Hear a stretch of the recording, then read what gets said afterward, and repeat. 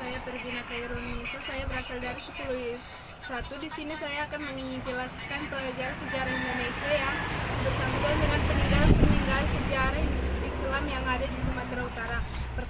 Peninggalan sejarah Islam yang ada di Sumatera Utara. Satu, Masjid Raya Al-Mansyun yang merupakan masjid negara pada masa kejayaan Kesultanan Melayu Delhi yang pada saat ini masuk dalam wilayah Sumatera Utara. Pembangunan masjid ini dimulai pada tahun 1006 dan selesai pada tahun 1909.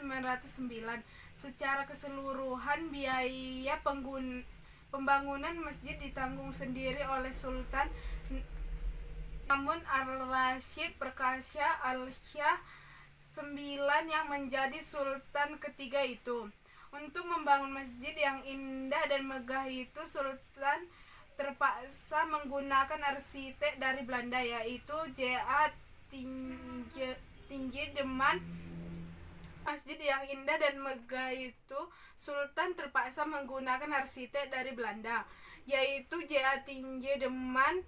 Lantai masjid ini terbuat dari marmer Itali dan lampu kristal gantung yang langsung dikirim dari Prancis. Saat ini selain menjadi tempat ibadah kaum muslim yang selalu ramai dikunjungi wisata lokal maupun mancanegara. Masjid Raya Pelabuhan Medan. Masjid ini didirikan pada tahun 1824 oleh Sultan Delhi yang bernama Sultan Mahmud. Semula hanya berukuran 16 meter kali 16 meter dan hampir semuanya terbuat dari kayu.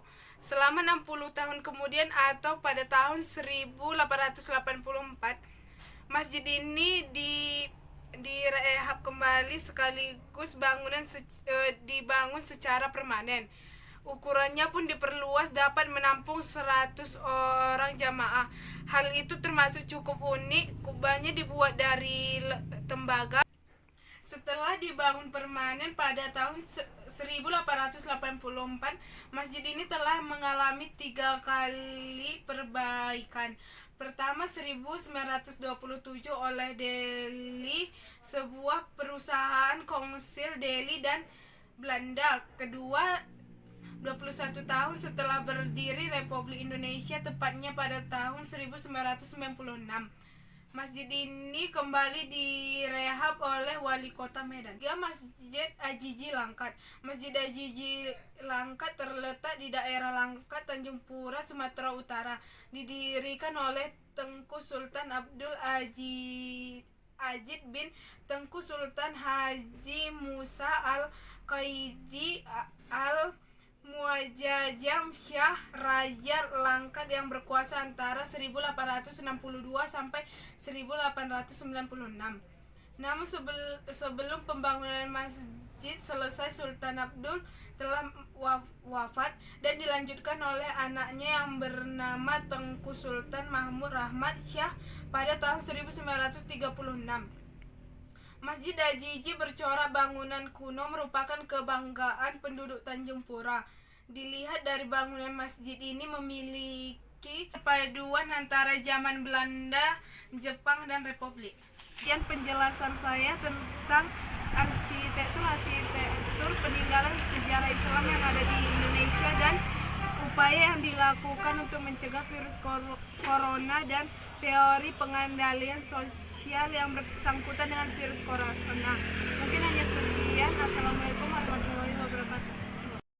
Assalamualaikum warahmatullahi wabarakatuh. Perkenalkan, nama saya Pervina Kairunisa. Saya berasal dari 10I1. Coronavirus atau virus corona merupakan keluarga besar virus yang menyebabkan infeksi saluran pernapasan atas ringan hingga sedang, seperti penyakit flu.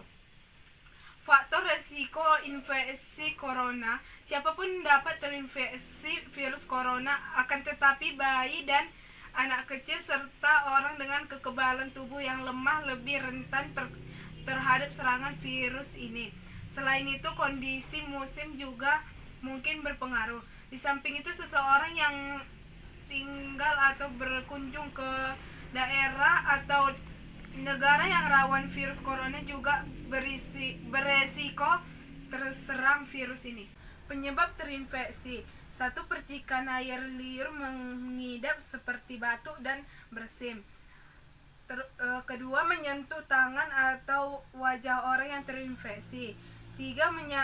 Menyentuh mata, hidung atau mulut setelah memegang barang yang terkena percikan air liur pengidap virus corona. 4. Tinja atau feses jarang terjadi. Cara pencegahan: pertama, tangan cucilah lebih sering. 2. Siku untuk menutup mulut saat batuk. 3. Jaga jarak yang aman. 4. Wajah jangan disentuh. 5. Rumah usahakan di rumah saja. 6. Jika hendak keluar rumah, jaga jarak dan dianjurkan dengan memakai masker dan sarung tangan, dan hindarilah Teori pengendalian sosial yang bersangkutan dengan virus corona itu dapat diambil dari teori Peter R. Berger, yaitu pengendalian sosial adalah berbagai cara yang dilakukan masyarakat untuk menerbitkan anggotanya yang menyimpang. Upaya yang dilakukan untuk mencegah virus corona dan teori pengendalian sosial yang bersangkutan dengan virus corona. Mungkin hanya sekian. Assalamualaikum warahmatullahi wabarakatuh.